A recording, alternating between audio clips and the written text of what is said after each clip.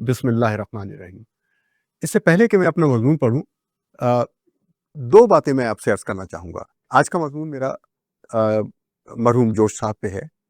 جوش ملی آبادی کی ایک شخصیت کا ایک روپ یہ بھی ہے کہ ہندوستان ہو کہ پاکستان، جوش صاحب جہاں بھی رہے اپنا ایک خاص مقام انہوں نے بنایا، بلکہ پاکستان آنے والے ان چند افراد میں جوش صاحب کا شمار ہوتا ہے جن کو ہندوستان میں بھی پذیرائی ملی، بلکہ ان کو وہاں کا ایک ایوارڈ ہے جسے پدم بھوشن کہتے ہیں، اگر میں غلط نہ کہہ رہا ہوں تو وہ ایوارڈ ملا ہے۔ پھر نہرو صاحب کے قریبی دوستوں میں پرائم منسٹر نہرو صاحب سے ان کے ذاتی مراسم تھے۔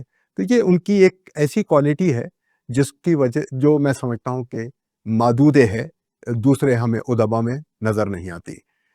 تو اب میں اپنا مضمون شروع کرتا ہوں اس تھوڑی سی تمہید کے بعد، اور وہ یوں ہے کہ خوش آ گئی ہے جہاں کو قلندری میری، وگرنہ شعر میرا کیا ہے اور شاعری کیا ہے۔ سب سے پہلے عالمی اردو رائٹر سوسائٹی شمالی امریکہ اور سوسائٹی کے روح رواں عرفان مرتضیٰ کا، فاطمہ جناح یونیورسٹی راولپنڈی کی شعبہ اردو زبان اور ادب کی نگران محترمہ فاطمہ جبی کا، اور بالخصوص مونا شہاب صاحبہ کا کہ جن کے اعتماد کی وجہ سے میں بھی اس بزم کا حصہ بنا ہوں، شکریہ ادا کرنا چاہتا ہوں۔ آن لائن عالمی کانفرنس کے انعقاد پر آپ سب کو اور اپنے ناظرین کو مبارکباد بھی پیش کرنا چاہوں گا۔ اردو انسٹیٹیوٹ کے حوالے سے جو تھوڑی بہت شناخت بنی ہے، اس سے غالباً مونا صاحبہ کو خیال رہا ہوگا کہ میں بھی کوئی حرف تازہ نئی خوشبو کے ساتھ لکھنے کی صلاحیت رکھتا ہوں، لیکن سچ یہ ہے کہ دل میں طاقت جگر میں حال کہاں کہ ان عظیم شخصیات کے مسلک عاشقی پر اپنے شوق ہنگامہ سازی کی مہم جوئی کروں۔ خواتین حضرات، حقیقت یہ ہے کہ جوش صاحب پہ لکھنے کے لیے ڈاکٹر ہلال نقوی جیسا قد چاہیے، جو کہ میرے پاس نہیں ہے۔ میں صرف یہاں پر کوشش کر رہا ہوں کہ اپنے مطالعے سے استفادہ پر اکتفا کروں اور کچھ سامنے رکھ دوں جو عمر سے دامن میں بھر پایا۔ ایک عرصے سے میرے دل میں تھا کہ مرحوم سلیم احمد صاحب کے مضمون جوش اور خدا کے بارے میں اپنے جذبات کا اظہار کروں۔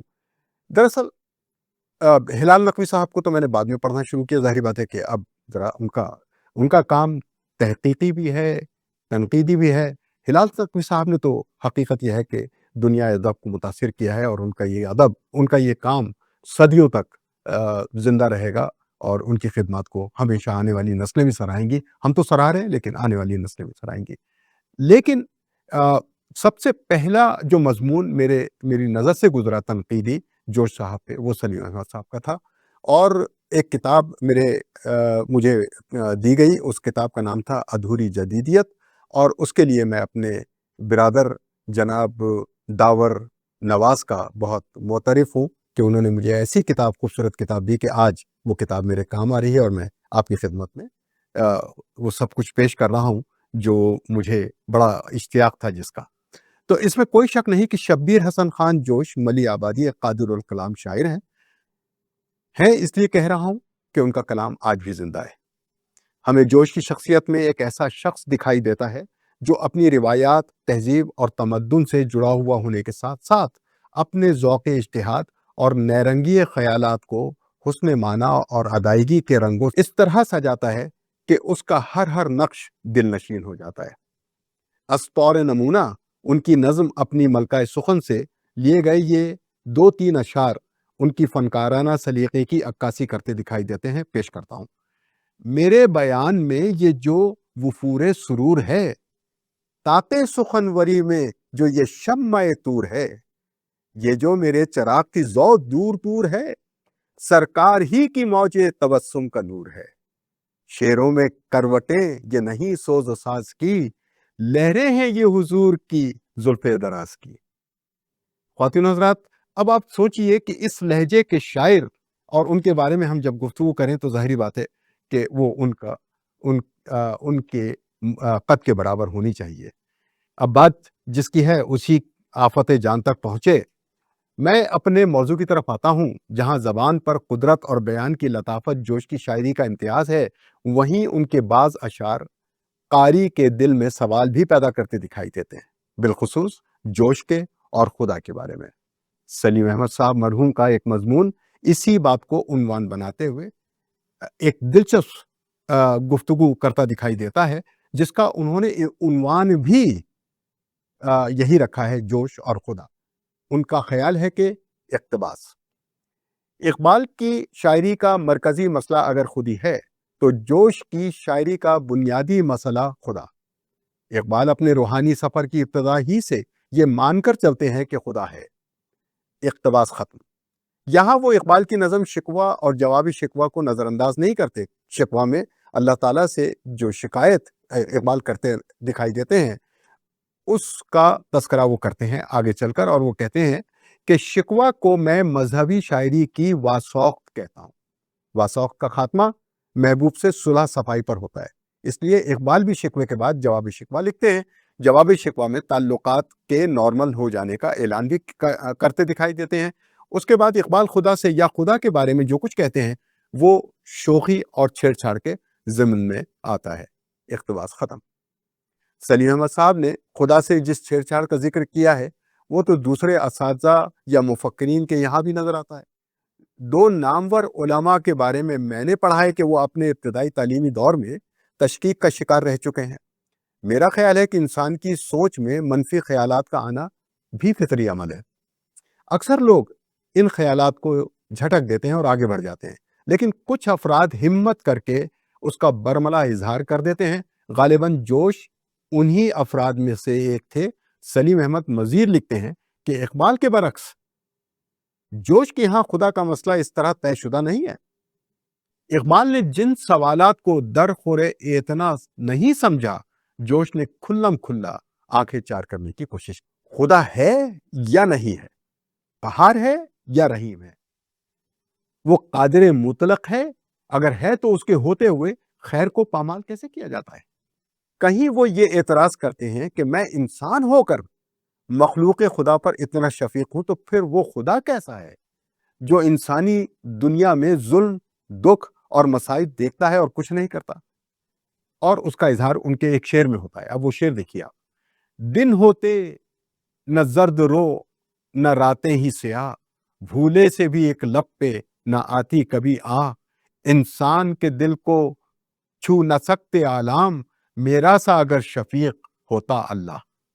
اب یہاں پر نعوذ باللہ وہ اللہ تعالیٰ کو یہ کہہ رہے ہیں کہ بھئی آپ سے زیادہ شفیق میں ہوں، یہ کہنے کی کوشش کر رہے ہیں، کیونکہ ان کو مصائب نظر آ رہے ہیں دنیا میں، ہم جو دیکھتے رہتے ہیں۔ اب ایک اور ربائی میں وہ مضمون باندھا ہے کہ خدا اپنے پکارنے والوں کی مدد نہیں کرتا۔ اب یہاں دیکھیے وہ پھر کہتے ہیں کہ ایک شخص پہ کل ٹوٹ پڑی ایک سپاہ، ضربات سے مر گیا بسدے نالا و آہ، اللہ کی چلی نہ انسان کے حضور، کہتا ہی رہا غریب اللہ اللہ۔ سلیم احمد کا خیال ہے کہ اس ربائی کے پیچھے امام حسین تو نہیں، انسانی تباہی، دکھ، تکلیف، یہ ہیں جوش کی تشکیک کا مرکزی نقطہ۔ سلیم احمد لکھتے ہیں کہ جوش نے اپنی شاعری میں یہ سب سوال اٹھائے، بار بار اور پوری قوت سے اٹھائے۔ جوش سے پہلے اردو شاعری میں یہ سوالات اس طرح نہیں اٹھائے گئے۔ یقیناً یہ بڑی جرت کا کام ہے، لیکن میں شاعر انقلاب کو ان کی جرت کی داد نہیں دینے بیٹھا ہوں۔ مجھے جرت کی نہیں، معنویت کی تلاش ہے۔ اقتباس ختم۔ سلیم احمد آگے چل کے لکھتے ہیں کہ عام طور پر خیال کیا جاتا ہے کہ جس طرح اقبال نے ایمان کے حق میں فیصلہ دیا ہے، اسی طرح جوش نے کفر کا راستہ اختیار کیا ہے۔ وہ اس عام خیال کی نفی کرتے ہوئے فرماتے ہیں، اقتباس، لیکن جوش کی شاعری کے تفصیلی مطالعے سے اس بات میں صداقت کم نظر آتی ہے اور افواہ زیادہ۔ ان کی شاعری اس یک طرفہ فیصلے کی نفی کرتی ہے۔ ان کے یہاں ہم خدا کے انکار کو ایک طے شدہ حقیقت کے طور پر نہیں پاتے، بلکہ شعر کو مسلسل انکار اور اقرار کے سوال سے دست و گریباں ہوتے ہوئے دیکھتے ہیں۔ ان کی نظم نفی و اثبات کا موضوع ہی یہ ہے کہ خدا کا ہونا یا نہ ہونا دونوں ہی تعجب انگیز ہیں۔ کہتے ہیں کہ وہ فرماتے ہیں، کہتے ہیں مذاہب جسے دارائے دو عالم، وہ ہے تو تعجب جو نہیں ہے تو تعجب، ایک قادر مطلق کا با اوصاف حسن ہونا بھی عجیب ہے، نہ ہونا بھی عجیب۔ پھر اس کے بعد اس بات والے حصے کو جوش دل کہتے ہیں اور انکار کرنے والے حصے کو دماغ سے تعبیر کرتے ہیں۔ وہ کہتے ہیں کہ وہ کفر کی تکرار کیے جاتا ہے، یہ دین پر اصرار کیا جاتا ہے۔ ایک عمر سے انکار پر مائل ہے دماغ اور دل ہے کہ اقرار کیا جاتا ہے۔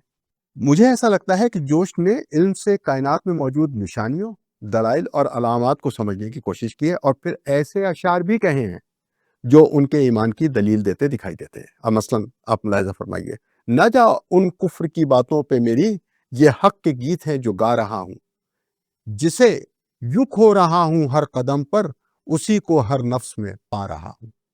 تو اب یہاں پر وہ تسلیم کرتے ہوئے چل رہے ہیں کہ کہیں نہ کہیں کوئی نہ کوئی طاقت ہے جو ان کے نفس میں، ان کے ہر چیز میں موجود ہے۔ اور پھر وہ کہتے ہیں، سلیم احمد صاحب یہاں بڑی خوبصورتی سے ایک بات کہتے ہیں، دکھائی دیتے ہیں اقتباس، کہ جوش کی اس تضاد بیانی کا نتیجہ یہ ہے کہ وہ تقلیدی ایمان اور تقلیدی کفر دونوں سے بچ کر نکل جاتے ہیں۔ تقلیدی ایمان سے انہیں ان کی عقل بچا کر لے جاتی ہے، اور تقلیدی کفر سے انہیں ان کا دل محفوظ رکھتا ہے۔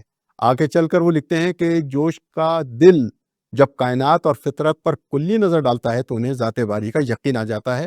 اقتباس ختم۔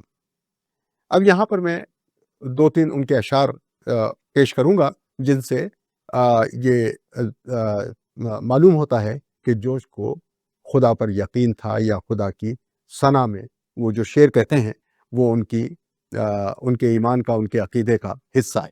اب وہ کہتے ہیں ایک جگہ، جس صرف ایک مصرع ہے لیکن اس میں یہاں پر انہوں نے زمان اور زمین کا جو استعمال کیا ہے وہ بڑا خوبصورت ہے۔ تو اب ذرا دیکھیے گا، جس کے قبضے میں زماں ہے، جس کے قدموں میں زمین، جس کے قبضے میں زماں ہے، جس کے قدموں میں زمین۔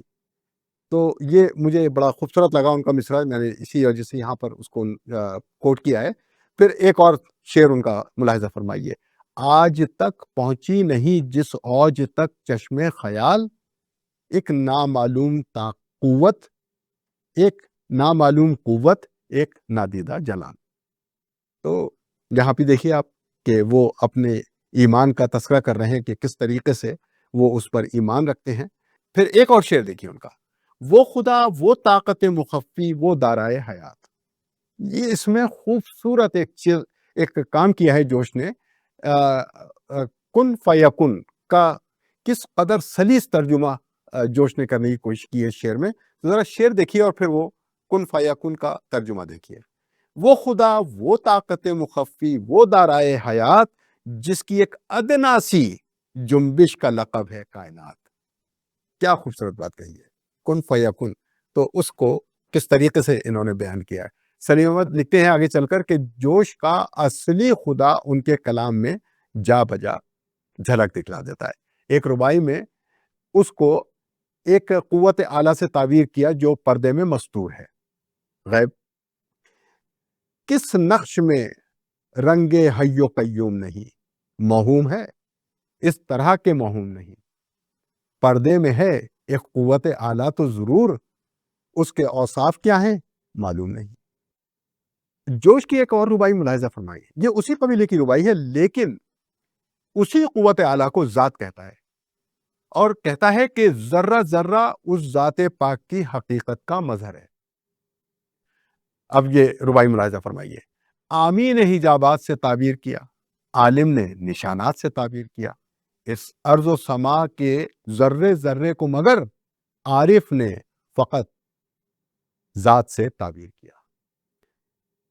پھر دیکھیے ایک اور اس کا ربائی جوش کی کہ نہ جا ان کفر کی باتوں پر میری، یہ حق کے گیت ہیں جو گا رہا ہوں، جسے یوں کھو رہا ہوں ہر قدم پر، اسی کو ہر نفس میں پا رہا ہوں۔